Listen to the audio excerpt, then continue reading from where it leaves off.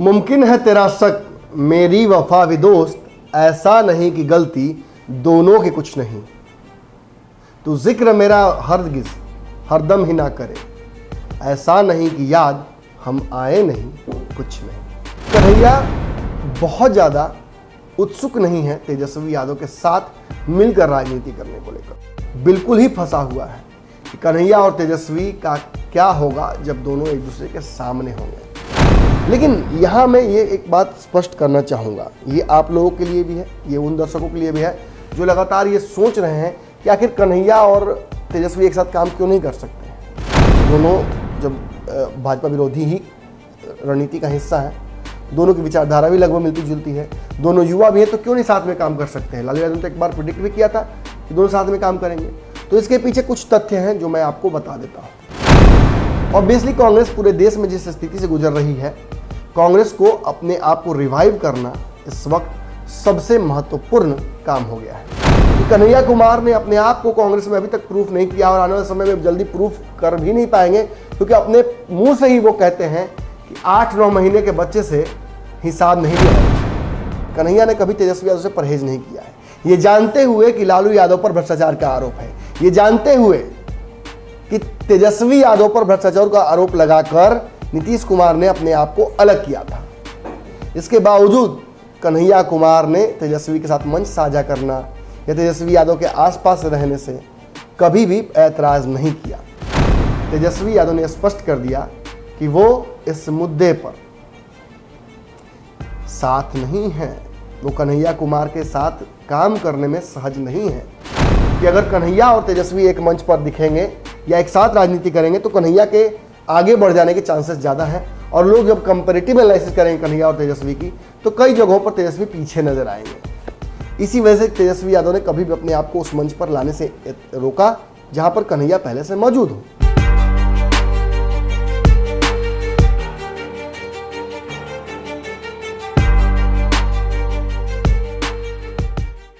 मुमकिन है तेरा शक मेरी वफा भी दोस्त, ऐसा नहीं कि गलती दोनों की कुछ नहीं।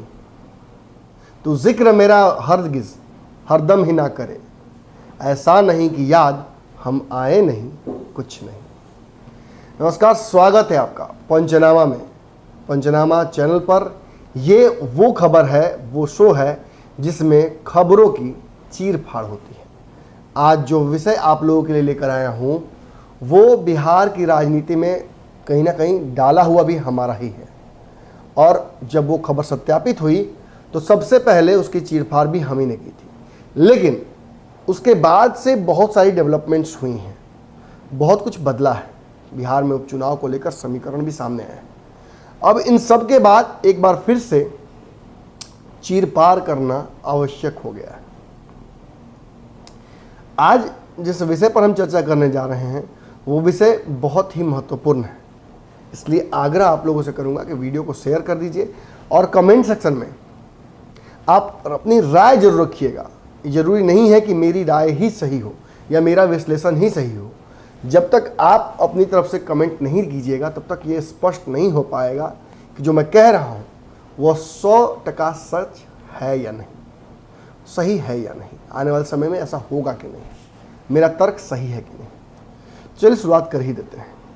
आपको याद होगा कन्हैया कुमार कांग्रेस ज्वाइन करने के बाद उन्होंने जो बातें कही तेजस्वी यादव को लेकर, लालू यादव को लेकर, उसमें कहीं ना कहीं ये एहसास हुआ कि कन्हैया बहुत ज़्यादा उत्सुक नहीं है तेजस्वी यादव के साथ मिलकर राजनीति करने को लेकर। ऑब्वियसली कांग्रेस पूरे देश में जिस स्थिति से गुजर रही है, कांग्रेस को अपने आप को रिवाइव करना इस वक्त सबसे महत्वपूर्ण काम हो गया है। ऐसे भी आपको याद होगा, कहा जाता है कि डूबता हुआ व्यक्ति पहले अपने आप को बचाना चाहिए उससे, और फिर किसी और को बचाने की कोशिश करनी चाहिए। ये वही परिस्थिति है। कांग्रेस इस तरह से धराशायी हुई है कि उसे खुद को खड़ा करना होगा किसी और के बैसाखी बनने से पहले। अब चूंकि कन्हैया कुमार की कांग्रेस में एंट्री हुई है, कांग्रेस बिहार में चुनाव लड़ रही है कुछ स्थान पर, ये स्पष्ट हो चुका है। थोड़ी देर पहले ही हमने आपको जो लाइव इंटरव्यू है वो दिखाया था, इसमें आनंद माधव जो कि कांग्रेस के प्लानिंग जो कमेटी के अध्यक्ष भी हैं, उन्होंने साफ तौर पर, वो उस कमेटी में भी हैं जिस कमेटी में इस सीट पर प्रत्याशी फाइनल करने का जिम्मेवारी दिया गया है। तो मतलब सीएलपी लीडर हो, आनंद माधव जी हों, या प्रभारी हो बिहार के, कांग्रेस इस सीट पर चुनाव लड़ रही है, ये स्पष्ट कर चुके हैं। आज किसी वक्त हो सकता है अनाउंसमेंट भी हो जाए, आज नहीं होगा तो कल तक हो सकता है। ऐसी स्थिति में एक बड़ा सवाल खड़ा होता है, तेजस्वी यादव कांग्रेस के इस स्टैंड को, लालू यादव कांग्रेस के इस हठधर्मिता को कैसे लेंगे।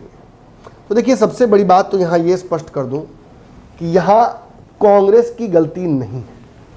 कांग्रेस अगर कम सीट लेकर आई है या कांग्रेस का प्रदर्शन बढ़िया नहीं रहा तो ये कांग्रेस की गलती हो सकती है, लेकिन इस सीट को कांग्रेस को दे दिया गया था, ये कांग्रेस की गलती नहीं है। और इस सीट पर कांग्रेस 7,000 के मार्जिन से चुनाव केवल हारी है। तो सच पूछिए, इस सीट पर कांग्रेस का ही दावा होता है। आप कितने भी राजद के समर्थक हो, आपके दिल में कितना भी हरियर लालटेन जलता हो, लेकिन एक बात आपको मानना पड़ेगा कि यहाँ लालू और तेजस्वी यादव दोनों ने कांग्रेस के साथ अन्याय कर दिया था। कांग्रेस की इस सीट पर, खासतौर पे तब जब इस सीट विनेबिलिटी कांग्रेस की है, उससे छीनकर लालू यादव ने यह भी स्पष्ट कर दिया कि वो उस उपचुनाव को लेकर, अपनी रिजल्ट को लेकर काफ़ी आसान्वित है।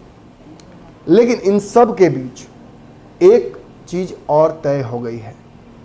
कुशेश्वर स्थान में तेजस्वी यादव अगर चुनाव लड़ते हैं और चुनाव प्रचार करते हैं तो उनके आसपास ही कहीं कन्हैया कुमार भी आज़ादी मांग रहे होंगे।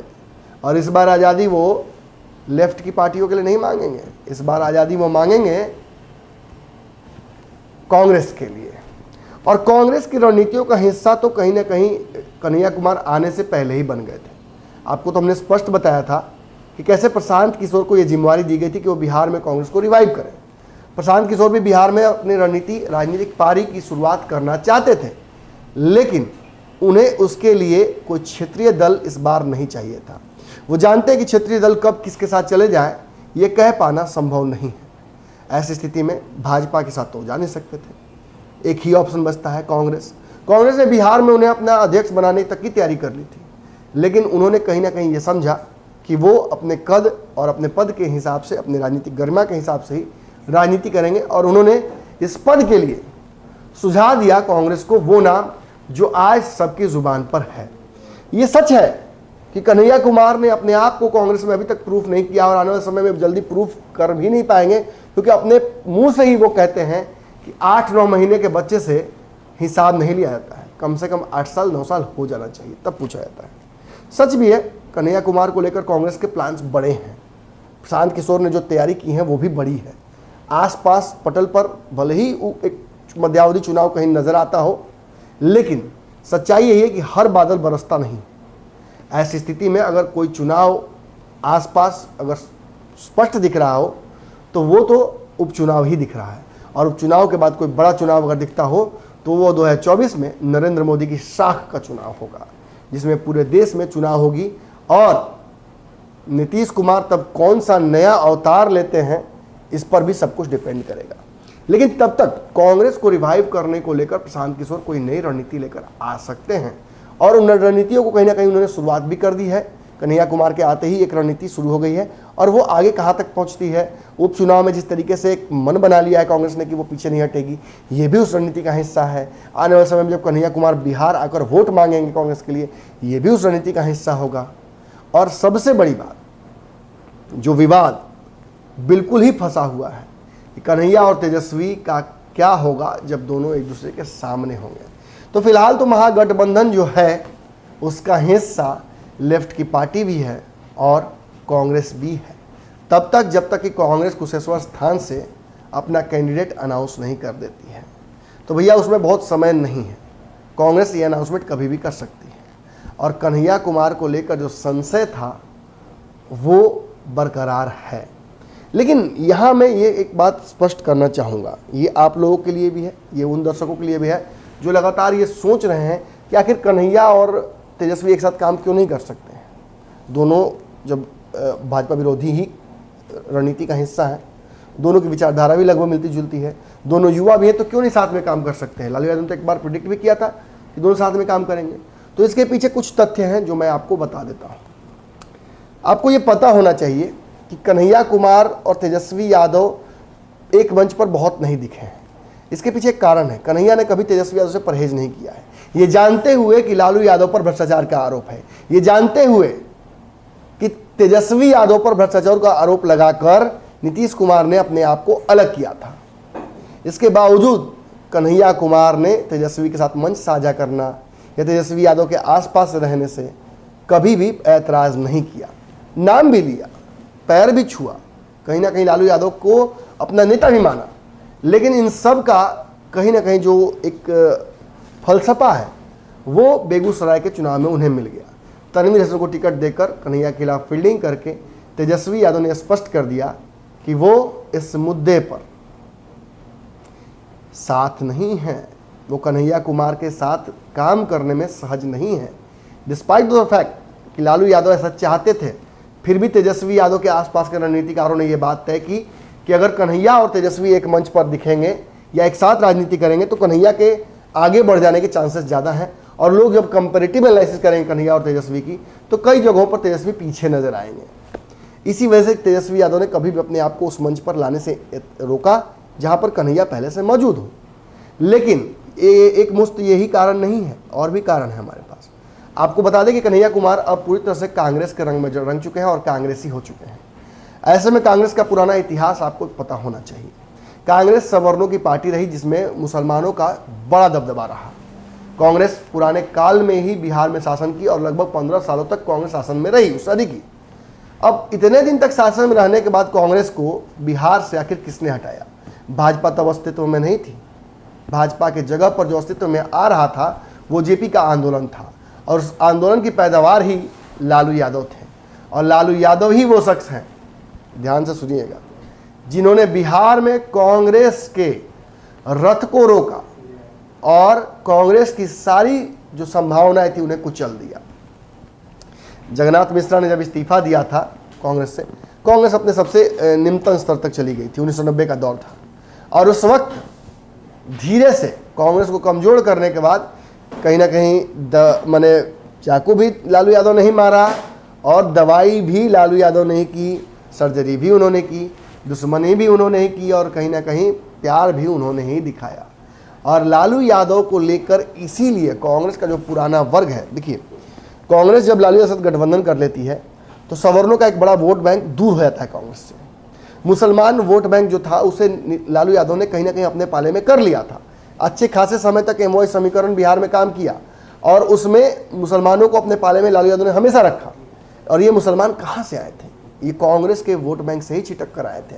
तो कांग्रेस के पुराने दिग्गज नेता, वो जो कांग्रेस को मानते जरूर है अपना, लेकिन कांग्रेस के लिए आज खड़े नहीं हो पा रहे हैं, उनमें लालू यादव को लेकर शुरू से ही संशय है। यहाँ तक कि कांग्रेस के कई नेताओं को आज भी ऐसा लगता है कि लालू यादव के साथ गठबंधन नहीं होना चाहिए। जब भी चुनाव आता है कांग्रेस को अकेले चुनाव लड़ना चाहिए, ऐसी बातें सामने आने लगती हैं।